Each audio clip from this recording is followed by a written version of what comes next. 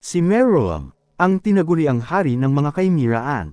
Isang karakter na hindi lang basta kontrabida sa Hunter x Hunter, kundi isang nilalang na nagpasimuno ng pinakamalaking pagbabanta sa mundo ng mga tao, isang pagbabanta na masyadong malaki para sa isang ordinaryong karakter. Pero totoo nga bang ordinaryo si Meruem? O baka naman siya ay isang anomalya, isang halimaw na hindi dapat umiral sa kilalang mundo? Sa video na to, pag-uusapan natin ang isang matinding teorya, ang posibilidad na si Meruem ay may pinagmulan mula sa mismong Dark Continent. Iisa-isahin natin ang lahat ng mga ebidensya, connections, lore, hints mula sa manga, at mga inconsistencies na magpapatibay sa ideyang ito. Hindi lang ito basta fan theory, isa itong masusing pagsisiyasat sa pinakamadilim na sulok ng Hunter x Hunter universe. Unang-una balikan natin ang kasaysayan ng Chimera-Ant Queen. Ayon sa anime at manga, ang Reyna ay isang nilalang na nagmula sa malalayong isla, partikular sa NGL, isang lugar na hindi kontrolado ng modernong teknolohiya. Dito siya nagsimulang kumain ng iba't ibang hayop hanggang sa umabot sa punto na pati mga tao ay kinain niya. At dahil may kakayahan ng mga Chimera-Ant na ay assimilate o isama ang katangian ng kanilang kinakain sa susunod nilang henerasyon, si Meruem ang naging resulta, isang perpektong halo ng lakas, talino, at pure instinct. Pero, bakit parang hindi lang basta pinaghalong hayop at tao ang resulta? Bakit parang ibang klaseng nilalang si Meruem? Ang sagot, posibleng nakatago sa tanong na ito, ano ang kinain ng Chimera-Ant Queen bago siya manganak kay Meruem? Isa sa mga pinaniniwalaang sagot ng mga tagahanga ay ito, ang Reyna ay nakay ng isang nilalang na may koneksyon sa Dark Continent. Maaaring hindi lang ito basta tao o hayop, kundi isang survivor, explorer, o genetically mutated being na mula mismo sa labas ng kilalang mundo. Tandaan natin, ang Dark Continent ay hindi lang isang lokasyon.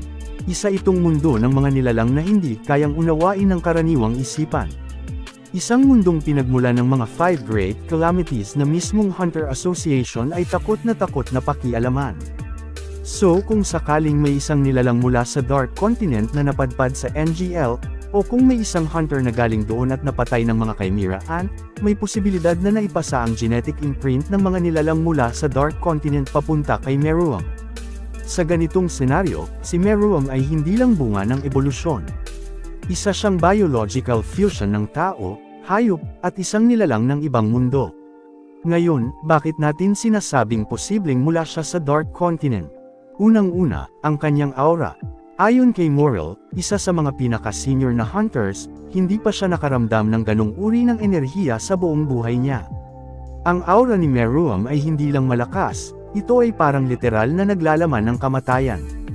Isang tipo ng presence na hindi pangkaraniwan kahit sa mga veteran NEN users.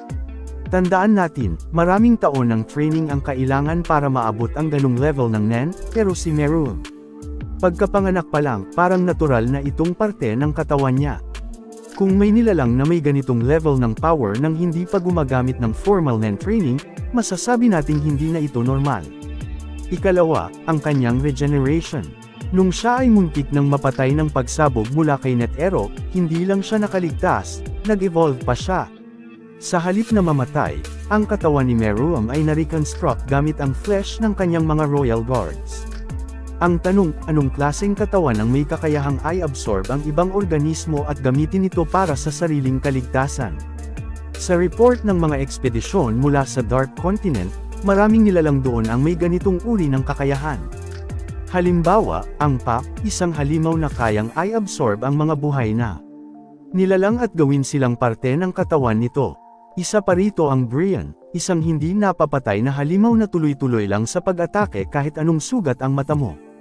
Parang ganoon si Meruem, halos walang limitasyon ang kanyang survival instinct. Ikatlo, ang kanyang talino.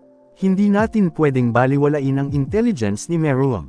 Sa loob ng napakaikling panahon, natuto siya ng multiple concepts, mula sa basic na komunikasyon, hanggang sa complex battle strategy at human psychology. At ang pinaka-nakakagulat, natuto siyang magkaroon ng empathy. Isang bagay na bihirang mangyari sa isang nilalang na isinilang para pumatay. Itinuturo ng ilang scholar sa lore ng Hunter x Hunter na may mga species mula sa Dark Continent na may kakayahang mag-adapt sa intelligence ng nilalang na nakapaligid sa kanila, gaya ng Ai, isang organism na hindi nabubuhay mag-isa, kundi kailangan ng ibang buhay para buuin ang sarili. Mayroon ding Nai, isang nilalang na kayang gayahin ang utak ng ibang tao at mag-evolve base sa kaalaman nito. Possible kayang si Meruem ay produkto ng ganitong organismo. Ika-4, ang design at presensya ni Meruem. Kung titignan natin ang visual design niya, pansin mo na parang hindi siya hayop. Hindi rin siya halimaw. Mayroon siyang almost divine proportions, mukha siyang ancient god o isang celestial being. Ang kanyang boses, kilos, at pananaw ay tila hindi nanggaling sa isang nilalang na isinilang sa kagubatan. Pati ang paraan ng pagtrato sa kanyang mga royal guards ay may pagkamilitar, disiplina, at matinding hierarchy.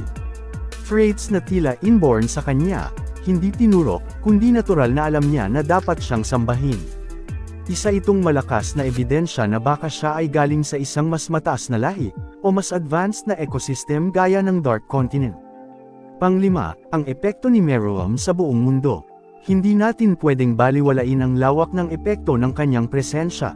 Nang siya ay isinilang, napilitan ng buong Hunter Association na magpadala ng elite team para lang pigilan siya.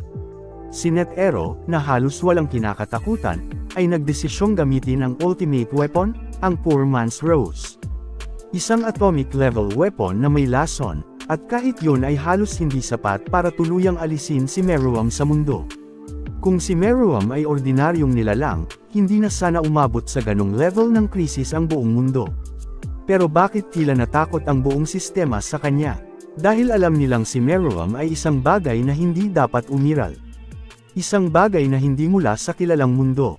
Isang bagay na kahawig ng mga nilalang mula sa Dark Continent.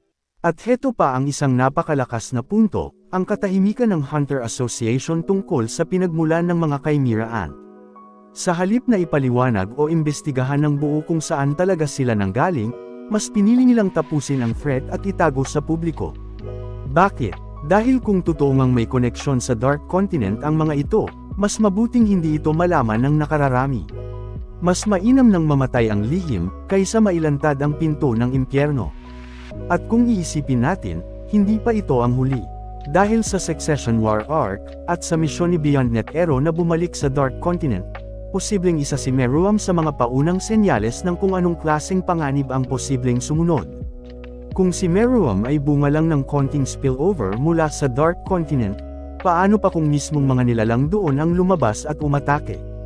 Baka si Meruem ay hindi lang kalaban ng isang arc, kundi paalala sa mga tao na hindi pa nila nakikita ang tunay na panganib.